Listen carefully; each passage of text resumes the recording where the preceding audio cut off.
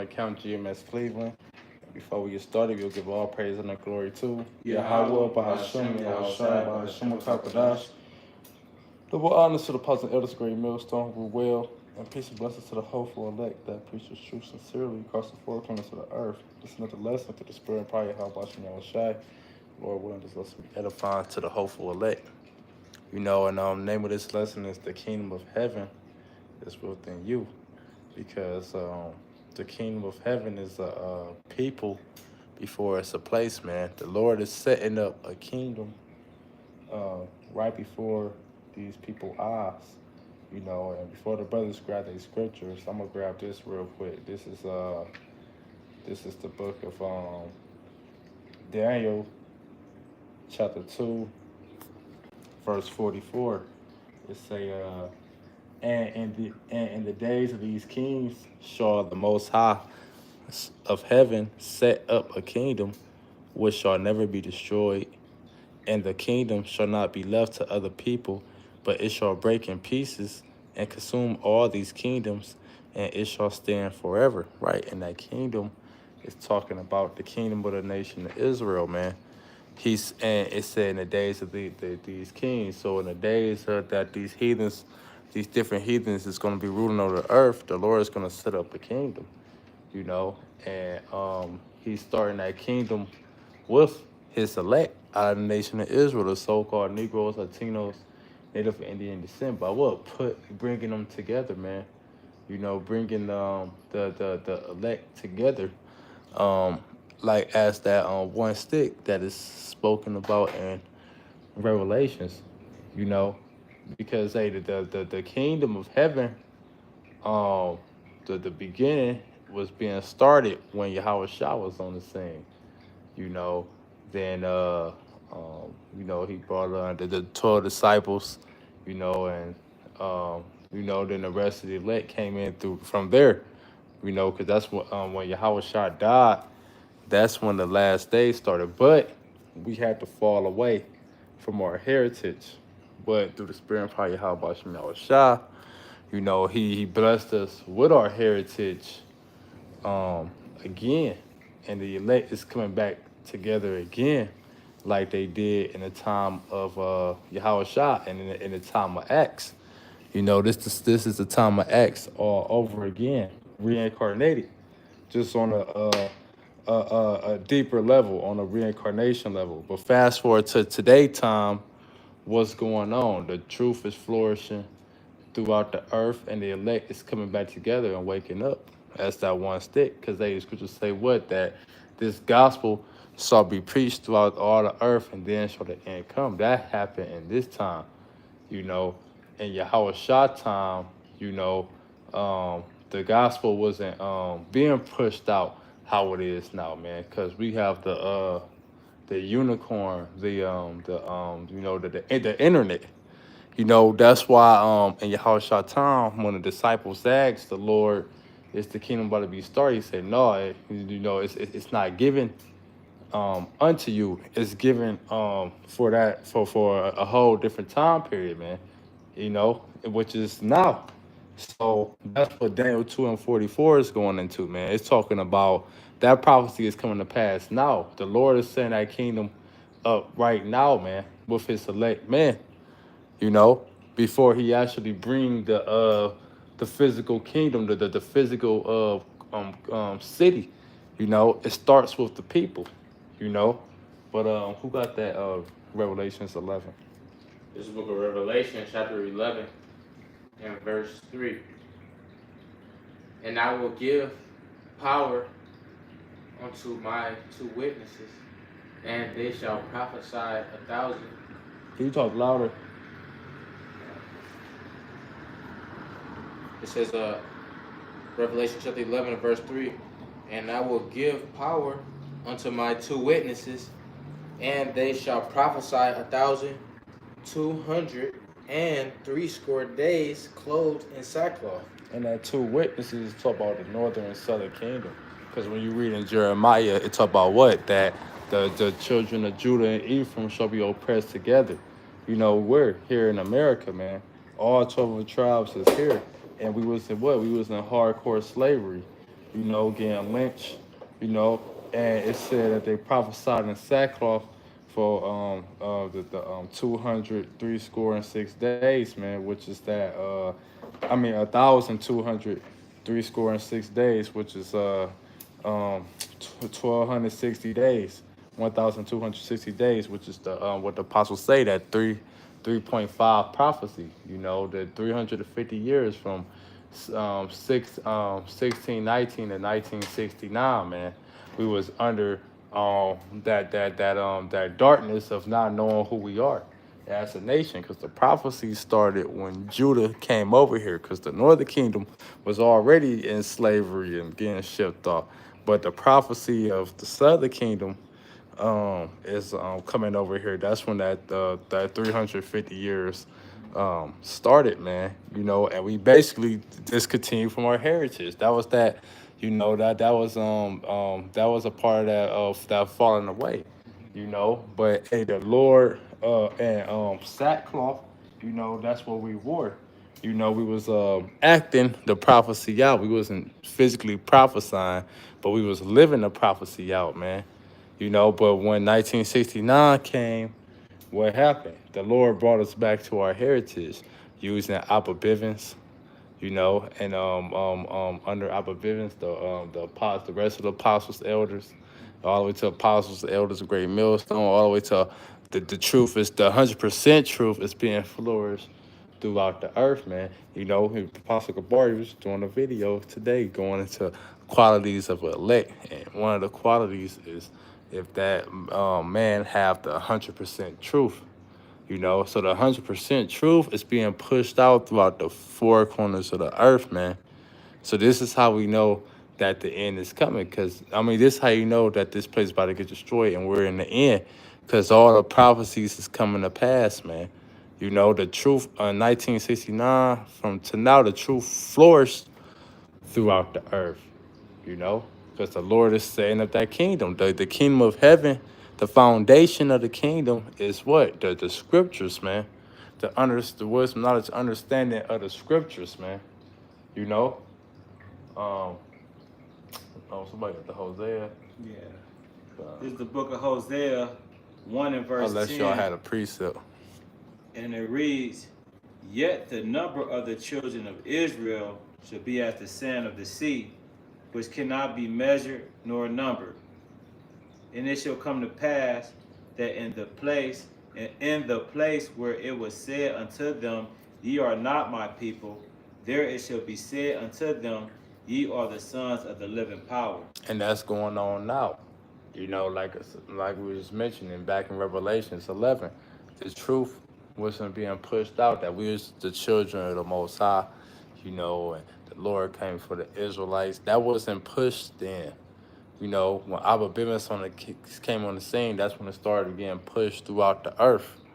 To now where that's the average thing. That's the average thing your nigga know. Oh, we the Israelites. We God's chosen people. Your average nigga know that now, man. Right. Because the truth is more flourished throughout the earth. But this is part of prophecy. Shit, for 5 years, fucking 10 years ago, your average nigga ain't know about the Israelites. He'll see Israelite camp on the street and think they Muslim. Just to make a point, the Lord said He was going to raise the tents of Judah first, right? Meaning that He was going to allow Judah or the southern kingdom to come over here and prophesy, first and foremost before, everything to start to, shed the light on this truth. I got one. If you, is more than that? That was it. I got one to back up that point. This is the book of Revelation, it's like in Romans chapter 11 and verse, I'm gonna go to verse 20. It says, well, because of unbelief, they were broken off. Well, let me start at verse 19. Thou wilt say, then the branches were broken off that I might be grafted in. Well, because of unbelief, they were broken off. And thou standest by faith. be not high-minded, but fear, right? So the Lord was, saying that those former branches were broken off because during the Roman Empire, you had a lot of our people that went astray, you know what I'm saying, and it was mainly the southern kingdom, you know what I'm saying, but the Lord Yahweh Shah has allowed the northern kingdom to be grafted into the fold. So now you once again, like the brother had quoted that what was that Hosea 1 and 3, Revelation 11 and 3. You know what I'm saying? So, the Lord he's bringing the branches back together. This is verse 21. For if Yahweh spare not the natural branches, take heed lest he also spare not thee. Behold, therefore, the goodness and severity of Yahweh. Right? So, those former branches fell out. Now the Lord has grafted in a new branch, the wild olive tree. Which I'm gonna keep reading. But the wild olive tree, the plain olive tree is the southern kingdom. You know what I'm saying?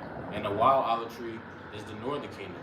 You know what I'm saying? Including, our people who have mingled with the heathen, and they look like the heathen nations. You know what I'm saying? For example, Judah. Judah like to, mingle with the heathen, just like Ephraim. But it says verse 23, it says, and they also, if they abide not still in unbelief, shall be grafted in, for Yahweh is able to grab them in again. So that's 1 Corinthians 3, where it say, if any man's work he shall be burned, but he shall suffer loss. You know what I'm saying? So even the 2/3 is gonna get a chance at, even the branches that was broken off is going to get a chance at everlasting life because they're going to come out of the loins of the elect in the kingdom. It says, for if thou wert cut out, verse 24, for if thou wert cut out of the olive tree, which is wild by nature, and right, because the northern kingdom is wild by nature, because they more in they was more into their idols. You know what I'm saying? It says, For if thou wert cut out of the olive tree, which is wild by nature, and were grafted contrary to the nature into a good olive tree, right? So if you would take the wild olive tree, the northern kingdom, and graft them into the southern kingdom, the good olive tree, the southern kingdom, it says, how much more shall these, which be the natural branches, be grafted into their own olive tree? So, it says, for I would not, brethren, right? So the Lord is getting ready to graft. That's the end of that precept. The Lord is getting ready to graft both of those kingdoms together, and we're gonna be because when you go to the Revelation, I think that's the 21 chapter. I think it's the last chapter. To tell you that it's gonna be 12 gates, and on every gate, actually, you got something? Yeah. This Ezekiel 37, and I'm gonna start at 19. It said I'm gonna start at let's get to the point. It's a little lengthy, but hey, for edification's sake, I'm gonna start at 21. I'm gonna start at. I might supposed to start at 16. It says Ezekiel 37:16 say, moreover, thou son of man, take thee one stick and write upon it for Judah and for the children of Israel, his companions. Then take the other stick and write upon it for Joseph, the stick of Ephraim, for all the house of Israel, his companions. So this talking about the southern kingdom and the northern kingdom coming back together as that one stick, And it says, and join, because the scripture talk about Israel. I think you quoted that Israel was all pressed together, roughly paraphrasing. Israel. Yep. We all in the same, cities. Everywhere you go, from California to Cleveland, man, you got a north side and a south side, and all these different areas. All right, it's all Israel, man. Most and foremost is we all brought here to to be judged. If you ain't got no Israelites or slaves in your country, you probably ain't prospering that much. You know what I'm saying? It's like top commodity is to have Israelite slaves. Mhm. It said, "You are the light of the world, city that can't be hid." We are the salt of the earth. It says again, "Moreover, thou son of man, take thee one stick and write upon it for Judah and for the children of Israel, his companions.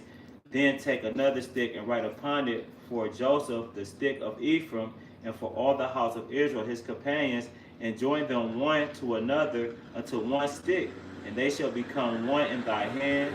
And when the children of thy people shall speak unto thee, saying, Wilt thou not show us what thou meanest by these? Say unto them, Thus saith the Lord power, behold, I will take the stick of Joseph, which is in the hand of Ephraim, and the tribes of Israel his fellows, and will put them with him, even with the stick of Judah, and make them one stick, and they shall be one in my hand." You gotta remember, it was a dispersed. All right, the southern kingdom, all right, was still in Jerusalem at the time, and other parts over there in the Middle East, so-called. And you had the northern kingdom, all right, over here in America already, okay. And when Brad, Esau, Edom brought the southern kingdom over here, all right. That's when the whole tribes was back together again, but they discontinued from their heritage, man. After Esau beat Christianity and our people, Jehovah wickedness and everything, because this is how we're in the end time. Because back in the time where our people was in the Holy Land, they all knew Yahweh Shemel Shah. They worshipped, but now these people don't have a clue who is Yahweh Shemel Shah, man. They clueless about that, man. But it says 20, "And the sticks whereon thou writest shall be in thy hand before their eyes, and say unto them, Thus saith the Lord power, behold, I will take the children of Israel from among the heathen." Remember Deuteronomy 28, all right, when the Lord was going to scatter us through the four corners of the earth. It say, "Whether they be gone, and will gather them on every side, and bring them into their own land, and I will make them one nation in the land upon the mountains of Israel, and one king shall be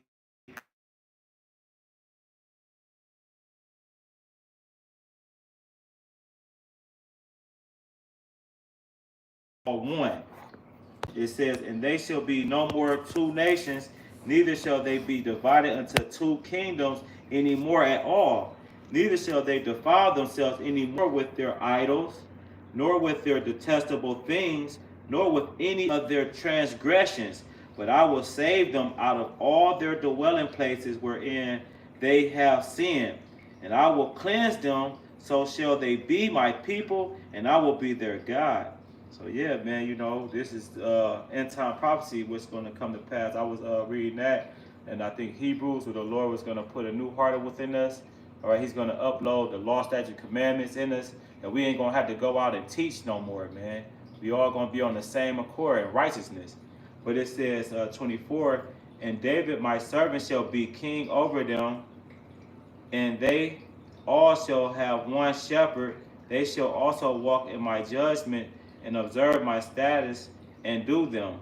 And they shall dwell in the land that I will give unto Jacob my servant, wherein your fathers have dwelt, and they shall dwell therein, even they and their children and their children's children forever, and my servant David shall be their prince forever." So you're just going back, that king is talking about Salaki as King David, But ultimately Yahweh Shemel Shah, Yahweh Shah is the number one king. King David, all right, is second in command, okay? But it's 26. It said, "Moreover, I will make a covenant of peace with them. It shall be an everlasting covenant with them, and I will place them and multiply them, and will set my sanctuary in the midst of them forevermore." So basically, the Lord's going to bring us back. All right, we're going to be one nation. We're going to be under in the new kingdom. All right, which we Yahweh Shah, King David, 144,000 ruling the elect men. All right, with the 1/3. All right, and we all gonna be on one accord, man. All right, Ephraim, Judah, Benjamin, Levi, all the tribes, man, gonna be in their right minds again, man. But it starts here right now. Before you can, get into the kingdom of heaven. Okay, I got something to close with. This Hosea 3 and 4. It say, for the children of Israel shall abide many days without a king, and without a prince, and without a sacrifice, and without an image, and without an ephod, and without a teraphim. That's when we discontinue from our heritage, man. The whole nation, you know. And this is a scripture to remember, you know. Verse 5, it say, afterward shall the children of Israel return and seek the Lord their God and David their king, and shall fear the Lord and his goodness in the latter days. And that's the time we're getting out. You know, the Lord is bringing the elect back together, man. The elect out of the 12 tribes of Israel to the proper order. Yahweh Shem Yahushua and King David. And it's in the latter days. So this is going on now. This is how you know we're in the latter days, man. Yeah. You know, and it's a deep scripture, because this show you right here that King David came back. But anyway, you know, with that being said, that's pretty much the lesson. You know, the Lord, the kingdom of heaven is within you, and it's being built right now. You know, and only the ones in this truth is able to see it. So with that, we're going to close out, giving all praise and the glory to Yahweh, Bahashem, Yahushai, Bahashem, Kakwadash, the this great millstone over well. Peace and blessings to the hopeful elect. Shalom and Kwame Shabbat.